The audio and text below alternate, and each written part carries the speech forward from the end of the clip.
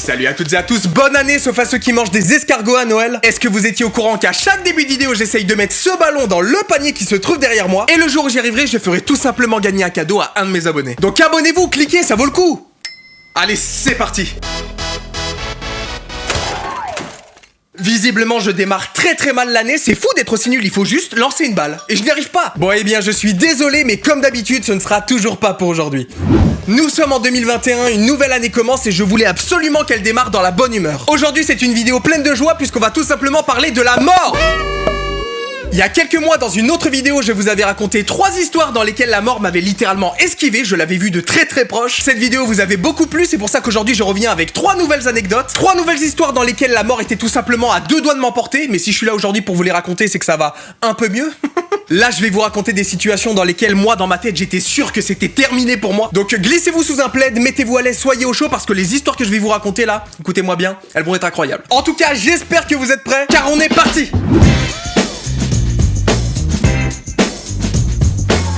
Ma toute première histoire se déroule en août 2019, c'était l'été. J'étais parti en vacances dans le sud de la France avec ma soeur, mes cousins et mes oncles. On passait nos vacances ensemble dans un camping qui était super cool, franchement il était super sympa. D'ailleurs j'ai toujours le bracelet à mon poignet, ça fait 2 ans, faudrait peut-être que je le coupe un jour. Enfin bref, nos vacances se passaient super bien, le matin on se réveillait, on allait à la piscine, le soir on se mangeait des petites pizzas, c'était vraiment...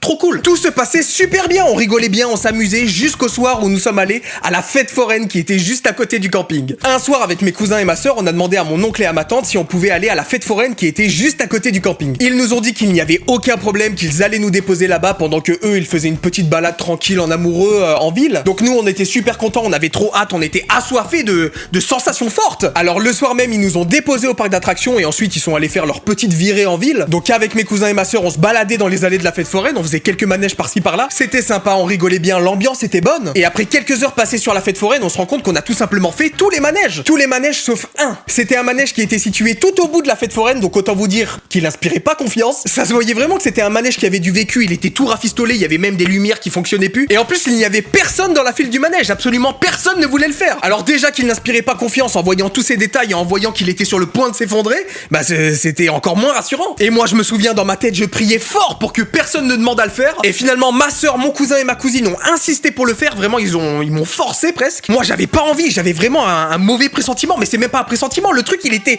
dégueulasse, le manège. Enfin bref, je me retrouve finalement à acheter un ticket pour moi, mes cousins et ma soeur. On commence à se diriger vers le manège pour monter dedans et commencer le tour. Donc là, tout le monde s'installe. Tout le monde met son harnais, sa petite protection en fer pour être sûr de ne pas s'envoler du manège. Et maintenant, devinez parmi les 4 personnes présentes sur ce manège qui n'arrive pas à fermer son harnais. Et évidemment que c'est moi. Je n'arrive pas à fermer le harnais parce que mes jambes sont trop longues et elles ne rentrent pas dans le manège. Donc là moi je crie, je fais attendez, démarrez pas le manège, je suis pas sécurisé. Et là il y a un gars qui arrive, ça doit être celui qui s'occupe de vérifier que les harnais sont bien fermés. Je lui explique que je fais 1m95, que mes jambes sont trop longues et que je ne peux pas m'attacher parce que mes jambes ne rentrent pas. Et là le gars tout naturellement me dit mets tes jambes par-dessus la sécurité. Donc là dans ma tête je me dis le mec est super drôle, il me fait une blague, il va pas me laisser comme ça quand même. Bah si. Il n'a proposé aucune autre solution. Il me disait mais si, vas-y, mets tes jambes par-dessus la protection, c'est bon ça, tu vas pas crever mec. Et moi je lui disais oui mais si je mets mes jambes par-dessus le truc, vous êtes sûr que je vais pas mourir par hasard. Et lui il commençait à s'énerver et tout, il me disait mais vas-y, mais mets tes jambes par-dessus la sécurité. Bien sûr je rappelle qu'on était dans une fête foraine et que donc j'avais affaire à un forain, tout simplement. Donc autant vous dire que je faisais pas le malin et que j'ai sorti mes jambes de la sécurité. Donc je me retrouve attaché uniquement à la taille, voilà, juste ici, voilà. Je pouvais glisser du harnais à tout moment. Quand le manège a commencé, je peux vous dire que j'ai fait mes adieux à mon cousin, ma cousine et ma soeur. Là, j'étais sûr de plus jamais les revoir après ce manège. En plus, c'était un manège qui faisait des loopings et tout. Il tournait dans tous les sens. Là, je vais essayer de vous mettre une vidéo tout de suite, là. Imaginez-moi dans ce manège pas attaché. Mais regardez comme ça tourne. Jamais un manège n'a été aussi long. On n'aurait jamais dû monter là-dedans. Pourtant, il y avait des indices, hein. J'ai passé littéralement l'entièreté du manège à essayer de me cramponner à tout ce que je pouvais. C'est-à-dire ma vie, pour commencer. À chaque looping, j'avais l'impression que le bitume se rapprochait de mon visage et que j'étais bientôt étalé dessus, quoi. Je me souviens que le forain qui était en train de gérer l'attraction, il arrêtait pas de gueuler. Est-ce que vous en voulez encore? Moi, j'étais en train de m'arracher les poumons à gueuler. Non, stop, arrête ça, je vais crever. Et c'est dans ce genre de situation que tu te rends compte que il s'en fout en fait, le forain, puisqu'il a vraiment mis puissance maximale. J'étais en train de m'envoler dans les airs. Non mais ça n'a aucun sens. Après de très longues minutes de lutte à m'accrocher à absolument tout ce que je pouvais pour ne pas mourir, le manège s'est enfin arrêté. J'avais mal partout, ça me tirait sur les jambes, sur les bras. J'avais l'impression d'avoir fait une guerre mondiale. J'étais épuisé. Je venais de passer 5 minutes en train de faire des loopings, en train de glisser sous le siège et tout, les jambes dans le vide. C'était très intense. Sur le chemin du retour pour rentrer au camping, j'ai jamais été aussi silencieux de ma vie. Je m'étais détruit les cordes vocales en même temps, j'avais plus rien à dire. Dès que je suis rentré, j'ai pris une douche, j'avais des bleus absolument partout, des gros hématomes tellement mon corps s'était éclaté partout dans le manège. Cet été, je suis retourné dans cette fête foraine et le manège n'était plus là, donc c'est qu'il a dû tuer quelques personnes après moi. Je m'en suis sorti avec des bleus sur le corps, mais toujours en vie. Donc ça va. Heureusement. Ma deuxième anecdote se déroule il y a quelques années, j'étais bien plus jeune. Je ne l'ai jamais raconté à mes parents tout simplement parce que si ce n'était pas cette histoire qui me tuait, bah c'était mes parents quoi. Donc je ne l'ai jamais raconté. L'histoire se passe donc au début de l'été, il faisait super chaud, super beau, donc il y avait beaucoup d'herbes dans mon jardin. Mes parents ont un très très grand jardin, il est vraiment immense, il y a plein d'herbes partout, donc ils ne peuvent pas couper l'herbe avec une tondeuse classique. Donc mon père avait acheté un petit tracteur pour pouvoir couper l'herbe plus facilement et plus rapidement. J'ai adoré ce tracteur quand j'étais petit, je le voyais comme une Mercedes, genre c'était une petite voiture.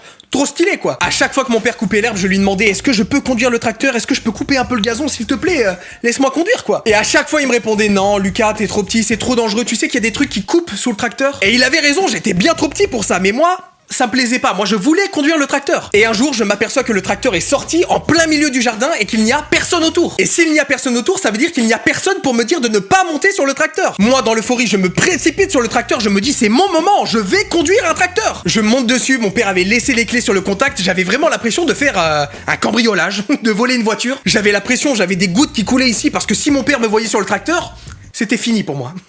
C'était terminé. J'avais déjà vu mon père mettre en marche le tracteur, donc j'ai reproduit absolument tout ce qu'il faisait pour démarrer le tracteur. Et me voilà parti. Je commence à faire des virages dans les coins de mon jardin. J'avais vraiment l'impression que j'étais en train de faire du karting. Je faisais des trucs...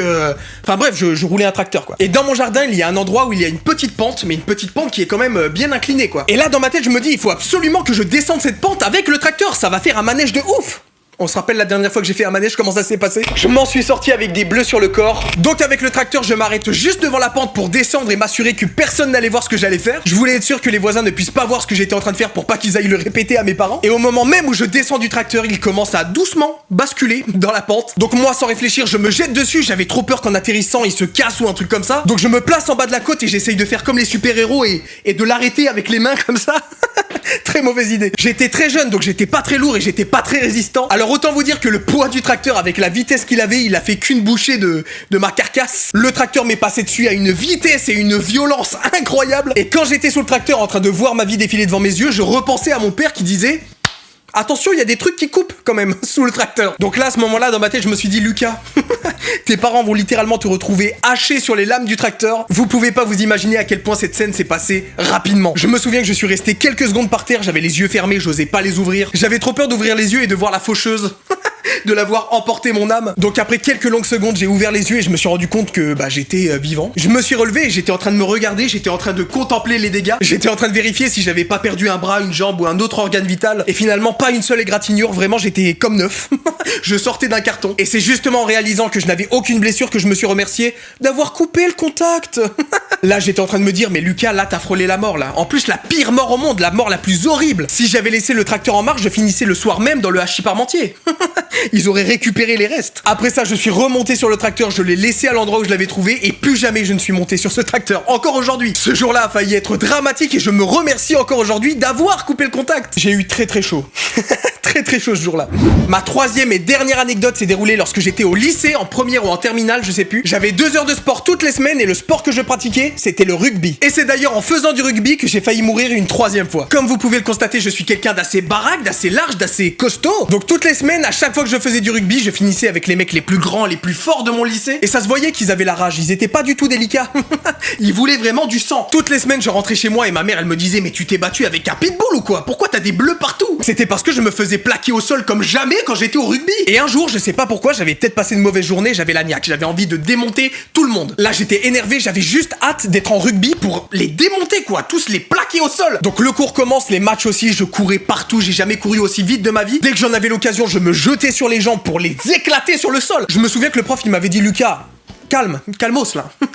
Là, je sais pas ce qui t'arrive, mais doucement. Mais là, j'avais plus aucune limite, là. Le terrain de rugby, c'était devenu un champ de bataille. Et au bout d'un moment, il y en a un, ça lui a pas plu que je le plaque au sol, donc il s'est un petit peu énervé. Il me disait, non, mais là, c'est bon, là, ça commence à bien faire, là, tu plaques absolument toute mon équipe. Je voulais rien entendre, vraiment, j'étais concentré dans mon objectif, la destruction. J'étais fou. Et là, le match reprend, je n'ai même pas le temps de réaliser ce qui se passe que je vois une silhouette énorme me foncer dessus. La silhouette arrive sur moi à pleine vitesse comme un tracteur. Ça me rappelle une autre histoire. Et là, je me rends compte que c'est l'autre élève avec qui j'avais eu une altercation 2 minutes avant. Et là, j'ai pas le temps de bouger, je suis paralysé par la peur. Je ne peux pas bouger. Il se jette sur moi avec une puissance. C'était incroyable. Personne ne s'est jeté sur moi aussi vite.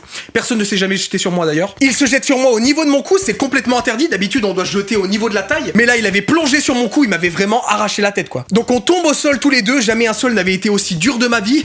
Je me suis explosé le dos. On s'est écrasé tellement fort sur le sol que ça a résonné dans tout le stade, quoi. Tout le monde nous regardait. Et donc, l'autre gars se relève. Il part en courant, en rigolant. Et il me laisse tout seul, comme ça, au milieu du terrain, étalé sur le sol. Absolument tout le monde me regarde sur le terrain. Et là, je me rends compte que je ne peux plus respirer. Je ne peux plus faire circuler d'air dans mes poumons. Donc je commence à m'étouffer comme ça tout seul au milieu du terrain, comme ça j'étais aidez-moi. Sauf que tout le monde a l'habitude que je fasse rire les gens, donc ils croient que je suis en train de faire semblant de m'étouffer sur le terrain. Et moi j'essaye de crier, j'arrivais pas, rien ne pouvait sortir, vraiment je crevais quoi. J'étais vraiment en train de mourir. Ça a duré longtemps en vrai, hein. Ça a pris vraiment quelques temps avant que quelqu'un se dise il est peut-être vraiment en train de mourir là.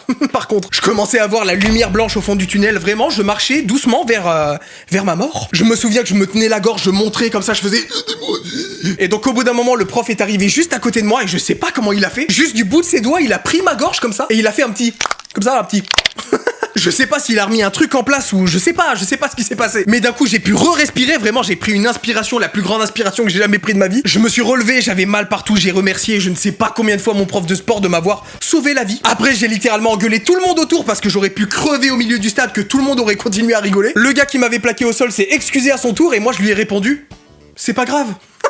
C'est vrai en plus. Le gars a vraiment failli me tuer et moi je lui ai dit pas grave, ça arrive à tout le monde les erreurs. Bref, c'était encore une fois un moment horrible à passer, mais je suis bien content de m'en être sorti pour pouvoir vous la raconter aujourd'hui. J'espère en tout cas que ces 3 histoires vous ont plu. Si c'est le cas, n'hésitez pas à mettre un gros pouce bleu sous cette vidéo. Racontez-moi en commentaire si vous aussi vous avez failli mourir ou tout simplement ce que vous avez pensé de la vidéo. J'adore lire vos commentaires, je les lis à chaque fois, donc n'hésitez pas, lâchez-vous. N'oublie pas de cliquer sur le petit bouton rouge et d'activer la cloche pour t'abonner à ma chaîne YouTube. Comme ça, tu recevras une notification à chaque fois que je sors une vidéo. Nous, on se retrouve vendredi dans 2 semaines à 17h17 pour une nouvelle vidéo. J'espère que tu seras là parce que moi je serai là. En attendant, je vous dis à très bientôt sur internet. Salut!